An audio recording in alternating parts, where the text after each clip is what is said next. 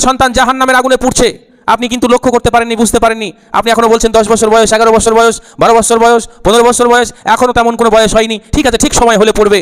ঠিক কেমন মাইন্ডটা বলেন তো? আমাদের যেমন মাইন্ড সেটআপটা ঠিক করে নিয়েছিলাম, আমরা তো ঠিক ওই 6 বছর 7 বছর বয়স থেকে সলাৎ পড়িনি। আমরাও তো পড়েছি ওই 30-40 বছর থেকে, যখন দাদা হয়েছি, যখন আব্বু হয়েছি, যখন কারো নানা হয়েছি, তখন আসতে শুরু করেছি। তাই মনে করছি যে ঠিক আছে, ওই রকমভাবে পড়বে, তাই না?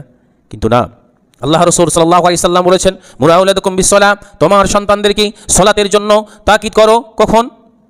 যখন সাবিউ সিনিন, যখন 7 বছর বয়স হয়েছে। 7 বছর বয়স যখন হয়েছে, তখন তোমার সন্তানকে সালাতের জন্য কি করো? তাকিদ করো, তাকে ট্রেনিং করো। 7 বছর বয়স যখন হয়েছে, তখন থেকেই সালাতের ট্রেনিং করতে হবে।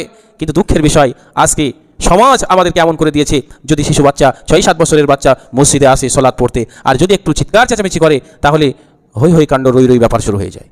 এই কার বাচ্চারে, কে নিয়ে এসেছে, এই সালাতের বিঘ্ন ঘটিয়ে দিল, ইত্যাদি ইত্যাদি। তার মানে